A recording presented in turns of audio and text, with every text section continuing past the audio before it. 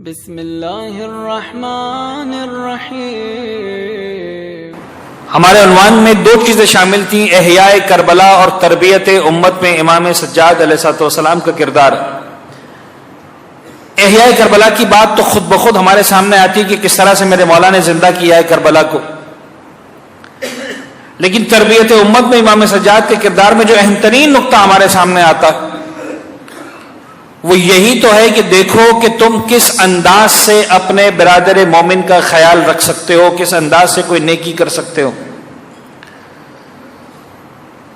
اس انداز سے عام طور پر گفتگو ہو نہیں پاتی ہے، نہیں ہو سکتی ہے، نہیں ہوتی ہے، لیکن میں چاہ رہا ہوں کہ اس کو اپنے ذہنوں میں محفوظ رکھیں۔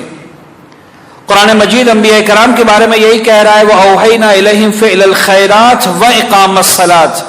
نماز قائم کرنے کی بات ہو رہی ہے، لیکن اگلے مرحلے پر ہو رہی ہے، پہلے مرحلے پر یہ بات ہو رہی ہے خبردار نیکی کے کام انجام دیتے رہنا۔ مجھے اچھی طرح یاد ہے عزیزان گرامی، جب ہم بہت چھوٹے سے تھے، 8-10 سال 12 سال کی عمر تھی، ایک سکاؤٹ ہوا کرتا تھا ہمارے زمانے میں، کھارا میں رہتا تھا، اسنائشی بوائے سکاؤٹس آج بھی الحمدللہ موجود ہے اور الحمدللہ مایہ ناز خدمات سر انجام دے رہا ہے، خدا ان کو سلامت رکھے۔ بلکہ وہ تمام شیعہ اسکاؤٹس کے جو مختلف مواقع پر پوری قوم اور ملت کی خدمت کر رہے ہیں، جلوسوں میں دستے اول کا کام انجام دیتے ہیں، بعض مقامات پر ان جوانوں نے جام شہادت نوش کیا ان جلوسوں کی خاطر، ان عزاداریوں کی خاطر، واقعی خدا ان کے درجات بلند فرمائے۔ تو زمانے میں میرے اپنے زمانے کی بات یاد ہے، ممکن ہے آج بھی ہوتی ہو، مجھے نہیں معلوم۔ ہائیکنگ ہوا کرتی تھی، واک ہوا کرتی تھی کہ صاحب جب آپ جائیں گے تو آپ کو واک کرنا ہے۔ تو جو ہمارے زمانے میں واک ہوا کرتی تھی، جو ہائیک ہوا کرتی تھی، اس کا نام رکھا جاتا تھا گڈ ٹرن ہائیک۔ آپ کو نیکی والی واک کرنی ہے۔ اپنا محلہ تھا، اپنے محلے میں ہمیں 3-4 کلومیٹر چلنا ہوتا تھا، 1 گھنٹہ تقریباً، لیکن صرف چل کے نہیں آنا ہوتا تھا، اس کے ساتھ ایک کاغذ اور قلم ہمارے ہاتھ میں ہوتا تھا، لکھنا پڑتا تھا کہ اس 1 گھنٹے میں کیا کیا نیکیاں کی، نیکیوں والی واک۔ میں بہت چھوٹی سی بات کر رہا ہوں، بات کو جلدی سے آگے بڑھا دوں گا، اس لیے کہ بہرحال میں نے آپ سے عرض کیا کہ یہاں کی مجلس کے فوراً بعد بھوجانی ہال میں مجلس ہونے والی ہے، اور انتہائی بزرگوار عالم دین قبلہ آغا عامر رضا یاسوفی صاحب خطاب فرمانے والے، حق بنتا ہے کہ میں آپ سب وہاں جا کر ان کی مجلس سنیں۔ تو میں بہت زیادہ وقت نہیں لوں گا، شاید زیادہ سے زیادہ آدھے گھنٹے میں آج کی مجلس مکمل ہو جانے والی ہے، جس میں سے 20 منٹ یا 15 منٹ کم از کم گزر بھی چکے۔ ہائیکنگ ہوتی تھی، گڈ ٹرن ہائیک ہوتی تھی کہ صاحب لکھیں کیا نیکیاں کی۔ اب ہم بچے تھے، اپنے حساب سے ہم نیکیاں ڈھونڈتے تھے۔ آپ یقین جانیے گھنٹہ چل کر جب آتے تھے تو ہمارے کاغذ میں کم از کم 8-10 نیکیاں لکھی ہوئی ہوتی تھی، ہم نے یہی نیکی کی۔ وہ نیکیاں کیا ہوتی تھی جو مجھے یاد ہے آج بھی، کہ مثال کے طور پر کسی نے کیلا کھایا، اس کا چھلکا پھینک دیا ہے، ہم کو راستے میں نظر آ گیا، وہ چھلکا اٹھاتے تھے، ہم جو ہے وہ سائڈ پر رکھتے تھے، اس کو کسی کوڑے دان میں ڈالتے تھے، لکھ دیتے تھے کسی نے چھلکا پھینکا تھا، ہم نے وہ چھلکا اٹھا کے سائڈ پہ رکھ دیا، یہ نیکی ہو گئی۔ کسی نے جلتا ہوا سگریٹ مثال کے طور پر پھینک دیا، صبح وہ نکلا ہوا تھا،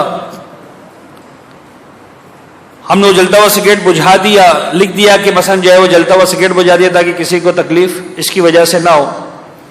فرض کریں ہمیں کوئی پتھر نظر آ گیا جو مثال کے طور پر ایسی جگہ پڑا ہوا تھا کہ اگر وہاں سے گاڑی گزرتی یا موٹر سائیکل گزرتی تو شاید گرنے کے چانسز تھے، وہ پتھر اٹھا کے چلتے ہوئے سائڈ پہ رکھ دیا۔ عزیزان گرامی، وہ تو اس وقت ایک مقابلہ سا ہوتا تھا، انعامات مل جاتے تھے، اپریسیشن ہو جاتا تھا، سرٹیفکیٹ مل جاتا تھا، بات ختم ہو جاتی تھی۔ لیکن مجھے سمجھ میں آ گیا کہ جب ہم نیکی ڈھونڈنا چاہتے تھے تو جس سڑک میں پورا ہفتے نیکی نہیں ملی ہوتی تھی، جب اس نیت سے گھر سے نکلتے تھے کہ نیکی کرنی ہے تو نیکی نظر آ جاتی تھی۔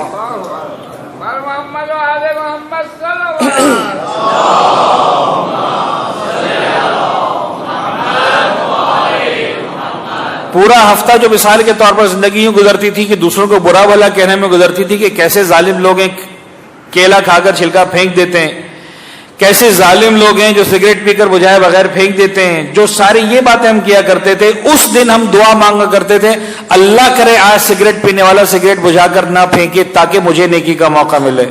اس دن دعا مانگتے، دل سے دعا نکلتی تھی خدا کرے آج کیلا کھانے والا چھلکا سائڈ پر نہ پھینکے تاکہ مجھے نیکی کرنے کا موقع ملے۔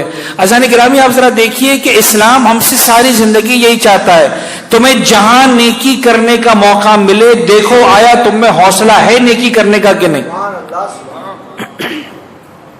عزیزان گرامی، آپ جب دنیا کا سفر کرتے ہیں واقعاً ہمیں اندازہ ہوتا ہے کہ جس وطن میں ہم رہتے ہیں، جہاں پر ہم رہتے ہیں، جو ہمارا انداز ہے تربیت پانے کا، جس انداز سے ہماری تربیت ہی ہوئی ہے، خدا کا شکر ہے کہ من حیث القوم ہمارے اندر آج بھی وہ جذبہ موجود ہے. بس اس جذبے کو مزید تھوڑا سا پالش کرنے کی بھی ضرورت ہے، اپریشیٹ کرنے کی ضرورت بھی ہے.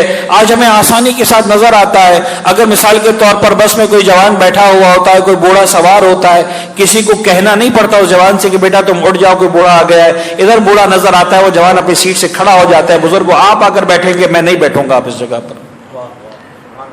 وَأَوْحَيْنَا إِلَيْهِمْ فِعْلَ الْخَيْرَاتِ.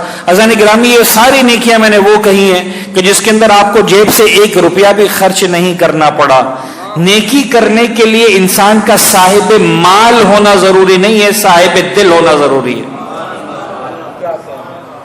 صاحب ارادہ و اختیار ہونا ضروری ہے. ہاں، اس کے بعد اگر کسی کے پاس ارادہ ہے، اختیار ہے، کسی کے بس میں ہے، وہ مالی اعتبار سے نیکی کر سکتا ہے، مالی اعتبار سے نیکی کرے. اپنی زبان سے کسی کے ساتھ نیکی کر سکتا ہے، اپنی زبان سے کسی کے ساتھ نیکی کرے. اپنے عمل اور کردار سے کسی کے ساتھ نیکی کر سکتا ہے، اس انداز کی نیکی کرے. وَأَوْحَيْنَا إِلَيْهِمْ فِعْلَ الْخَيْرَاتِ. اللهم صل على محمد وآل محمد